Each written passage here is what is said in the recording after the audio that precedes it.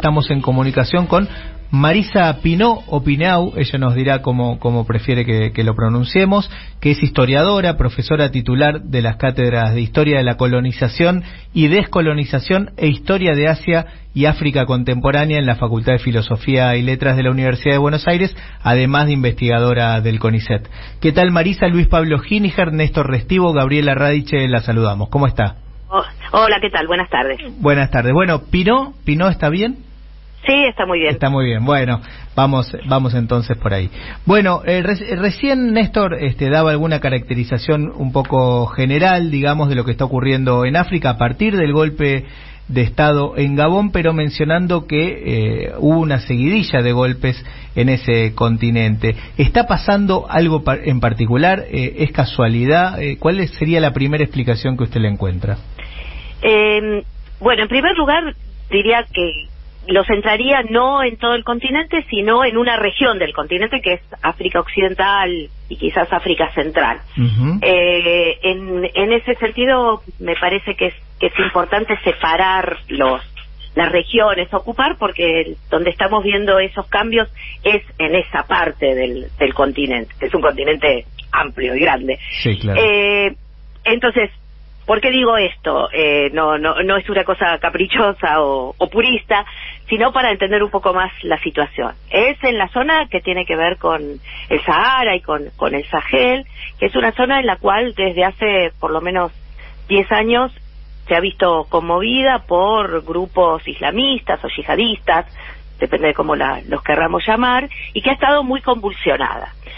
De esa convulsión ha surgido en buena medida o ha empezado y se ha esparcido a partir de la caída de Gaddafi en Libia y de todo el conflicto que se generó en Libia, uh-huh, que hizo que toda esta región, por eso digo que hay que pensarla de esa manera, empezó a sufrir una transformación grande, porque Gaddafi desde Libia era un gran organizador y un gran controlador de la situación regional, sin que esto quiera decir que no había lógicas locales, ¿no?, que estuvieran actuando, pero era alguien que ponía un cierto orden en esa región.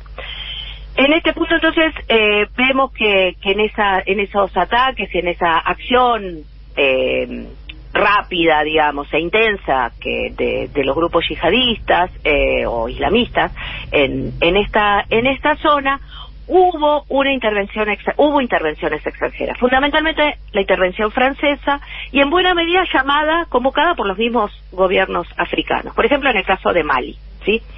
En este sentido, entonces, lo que vemos es que si bien esas operaciones francesas actuaron, la operación Serval, la operación Barkhane y demás, no dieron resultados, digamos, se fue pasando el tiempo y la situación siguió siendo comprometida, y eso hizo que comenzara a haber un descontento generalizado por parte del ejército y también por movimientos sociales, por la población en general, frente a esa presencia extranjera y frente a esa no respuesta frente a una guerra larvada que se estaba produciendo, ¿sí?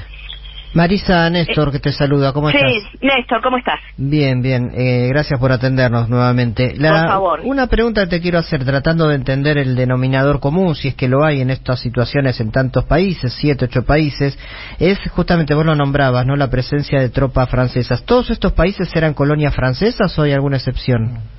No, estos eran países, bueno, Chad, Níger, Mali, Guinea Conakry, todos eran, sí, países, Gabón, sí, Burkina Faso, todos eran territorios que fueron colonizados por los franceses, ¿sí? Uh-huh. Y por eso la presencia francesa sigue siendo una presencia fuerte en el área de cultura, en la política, pero en este caso en particular que nos interesa, en el área militar, en las cuestiones militares, en las cuestiones de defensa, y que tiene que ver no solo con acuerdos o con operaciones de instrucción y demás, sino también con, como digo, con presencia de tropas francesas directas en el territorio. ¿Sí? Y son también países todos ellos que, por ejemplo, tienen riqueza mineral, y en todo caso eso cómo juega en esta situación de dependencia de Francia y de las situaciones de inestabilidad política que hay en estos días.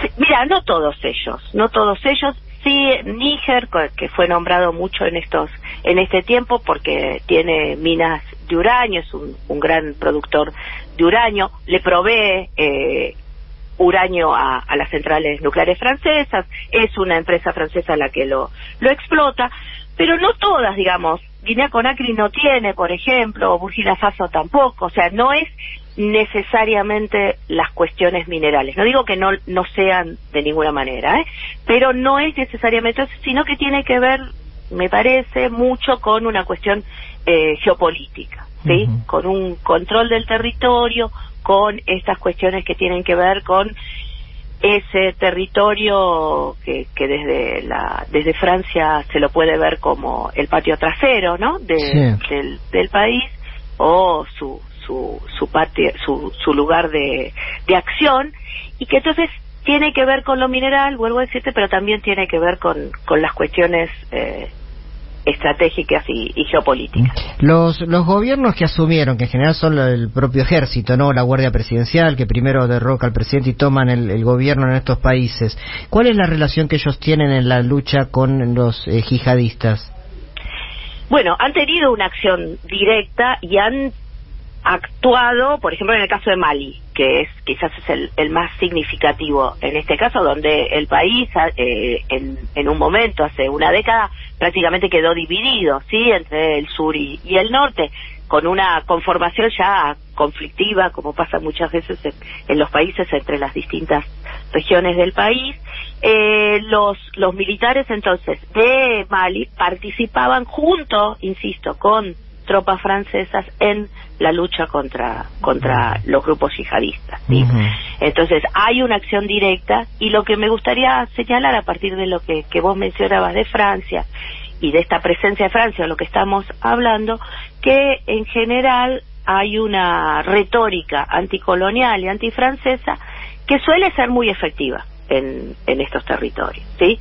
O sea, es vigorosa, es una retórica y una verba inflamada que moviliza también a la población por el recuerdo de la colonización, por esa presencia neocolonial también, ¿no?, que estamos mencionando, y que entonces también sirve como un aliciente para sostener estos golpes de Estado.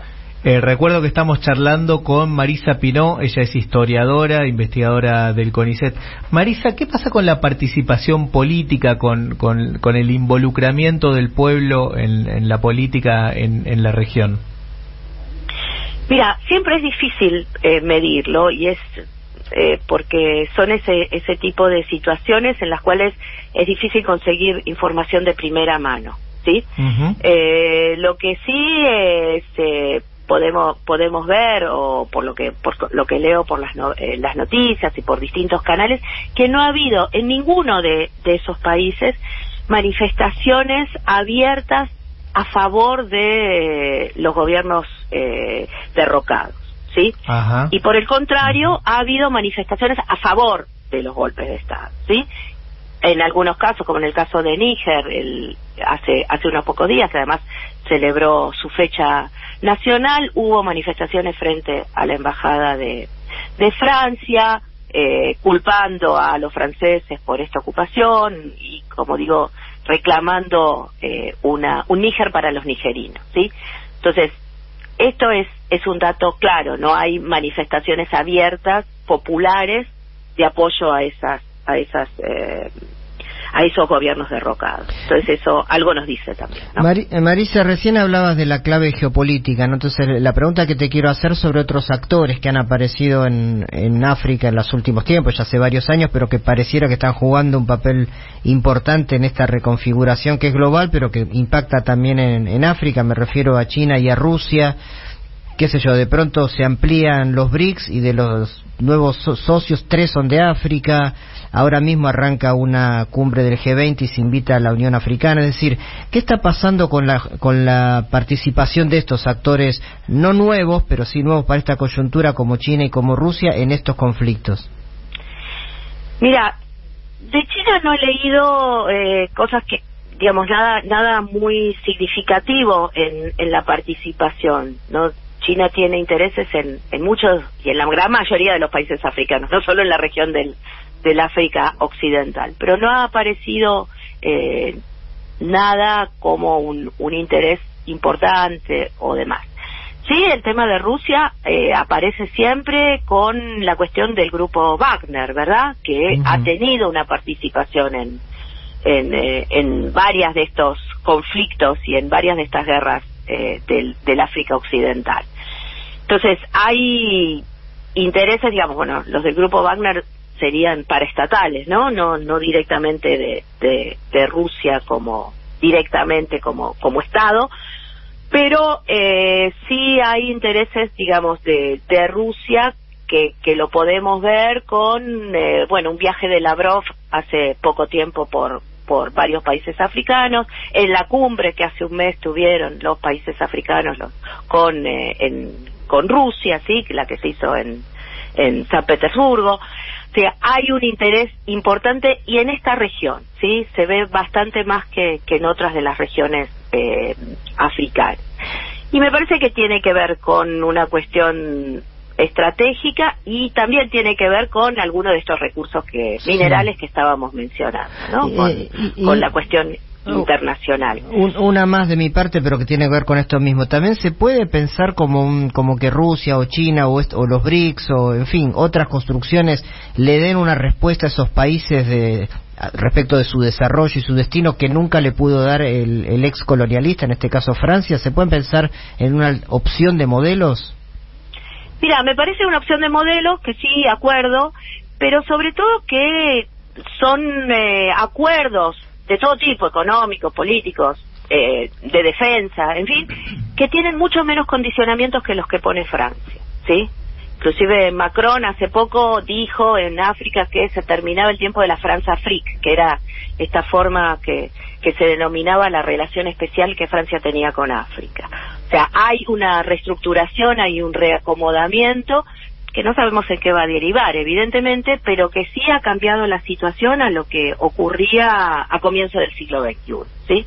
Y que es una nueva forma, ni que hablar con el siglo XX, pero que hay una nueva forma, hay nuevos actores, digamos, o hay nuevos personas o hay nuevos actores con quienes jugar, ¿sí? Podríamos decir, o que con quienes relacionarse.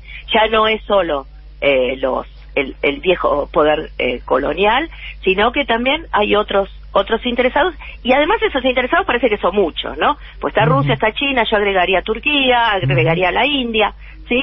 O sea, son muchos los actores que están interesados. Entonces, bueno, estos grupos locales y nacionales pueden tener otra manera de manejar.